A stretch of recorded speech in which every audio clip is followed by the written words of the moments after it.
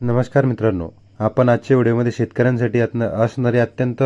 महत्त्वाची जी माहिती आहे ती बघणार आहोत। म्हणजे जून महिन्यामध्ये शेतकऱ्यांसाठी कुठले नेमके बदल होणार आहे, कोणत्या योजना सुरू होणार आहे आणि कोणत्या योजनेतून जे शेतकरी आहेत, जे शेतकरी बांधव आहेत त्यांना कोणत्या योजनेतून लाभ होणार आहेत ते आपण आजच्या व्हिडिओमध्ये बघणार आहोत। चला तर मग आजच्या व्हिडिओला सुरुवात करूया आणि जाणून घेऊया की नेमकं शेतकऱ्यांसाठी असल्या कुठल्या लाभदायी योजना सुरू होणार आहे जेणेकरून शेतकऱ्यांना त्याचा खूप सारा लाभ होईल।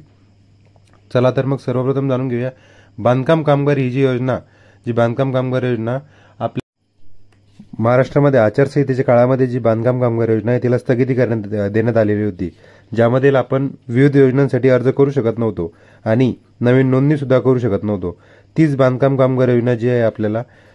10 जून पासून ही वेबसाईट सुरळीत सुरू होणार आहे, ज्यामध्ये आपण नवीन अर्ज सुद्धा करू शकतो किंवा जे आपले अर्ज होते अगोदरचे ज्याची स्थिती आपण चेक करू शकत नव्हतो किंवा स्थिती चेक केल्याच्या नंतर आपण जो क्लेम टाकलेला होता ते क्लेमचा आपल्याला कुठलेही पेमेंट आलेले नव्हते किंवा आपल्याला जो बांधकाम कामगारासाठी नवीन अर्ज करायचे होते ते सुद्धा करू शकत नव्हतो। जून महिन्यामध्ये म्हणजे येणाऱ्या 8 ते 9 तारखेपासून म्हणजे मंत्रिमंडळ स्थापन झाल्याच्या नंतर जे बांधकाम कामगार आहे ती बांधकाम कामगारांची जी योजना आहे ती सुरळीत सुरू होणार आहे। ती वेबसाईट सुरळीत सुरू झाल्याच्या नंतर आपण त्या ठिकाणी नवीन अर्ज सुद्धा करू शकतो, ज्यामधून आपल्याला बऱ्याचशा योजनांचा लाभ आपण घेऊ शकतो, ज्यामध्ये आपण वैयक्तिक योजना, शैक्षणिक योजना या सर्व योजनांचा लाभ आपण घेऊ शकतो।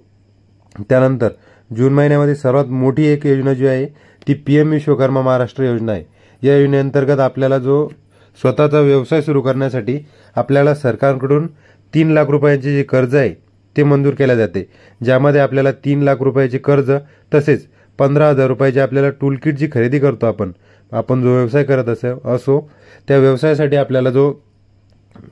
जो अवजारं लागतात ते अवजारं खरेदी करण्यासाठी आपल्याला 15,000 रुपये आणि 3 लाख रुपयाचे कर्ज असे उपलब्ध करून दिले जाते। हे PM विश्वकर्मा योजनेअंतर्गत दिले जाते। त्यानंतर शेतकऱ्यांसाठी एक मोठी योजना अशी आहे जी PM किसान योजना जी आहे। आता आपल्याला माहितीच आहे नेमकंच निवडणुकीची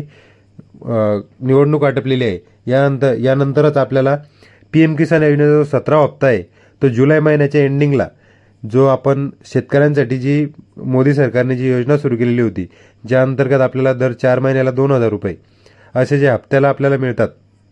त्याचे 2,000 रुपये आपल्याला येणाऱ्या जून महिन्याच्या एंडिंगला जे सर्व शेतकरी आहेत त्यांच्या शेतकऱ्यांच्या अकाउंटला जमा होणार आहे। हीच एक महत्त्वाची अपडेट असणार आहे, ज्यामध्ये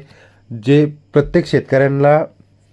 त्यांच्या शेतीच्या बियाणासाठी तसेच खत बियाणासाठी जे पैसे लागणार होते त्यासाठी एक मोठी मदत या योजनेअंतर्गत होणार आहे, ज्यामध्ये आपल्याला जो PM किसान योजनेचा जो 17वा हप्ता आहे, येणारा 17वा हप्ता जो आहे तो जुलैच्या शेवटच्या आठवड्यामध्ये प्रत्येक शेतकऱ्यांच्या खात्यामध्ये जमा होण्यास सुरुवात होणार आहे। त्यानंतरची एक मोठी योजना अशी आहे, राज्यात मुख्यमंत्री किसान योजना जी आहे म्हणजे जी CM योजना जी आहे, आपण जो शेतकऱ्यांना PM योजनेअंतर्गत जे 2,000 रुपये मिळतात त्याच अनुषंगाने मुख्यमंत्र्यांनी सुद्धा ही योजना सुरू केलेली आहे, ज्यामध्ये शेतकऱ्यांना महाराष्ट्र शासन जे आहे ते प्रति वर्षाला 6,000 रुपये देणार आहे। ज्यामध्ये जे शेतकरी PM किसानचे लाभार्थी आहेत तेच शेतकरी या योजनेचा लाभ घेऊ शकतात। या योजनेचा लाभ घेण्यासाठी आपल्याकडे मिनिमम 20 गुंठे जमीन असणे आवश्यक आहे आणि आपली जी नोंदणी आहे ती आपल्या PM किसानच्या वेबसाईटवरती करून आपल्या जवळच्या कृषी कार्यालयामध्ये आपली जे डॉक्युमेंट आहे ते जमा करणे यासाठी अनिवार्य असणार आहे। यासाठी जी KYC करण्याची डेट आहे ती KYC करण्याची डेट सुद्धा 31 जुलै याशी ठरवून दिलेली आहे।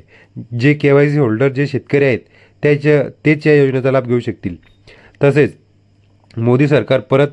आल्यानंतर जे आयुष्यमान भारत योजना जी आहे त्या योजनेअंतर्गत 75 वर्षे किंवा त्यापेक्षा जास्त जे वयोवृद्ध लोक आहेत त्यांच्यासाठी फ्री दवाखाना योजना जी आहे ती आयुष्यमान भारत योजनेअंतर्गत सुरू होणार आहे, ज्यामध्ये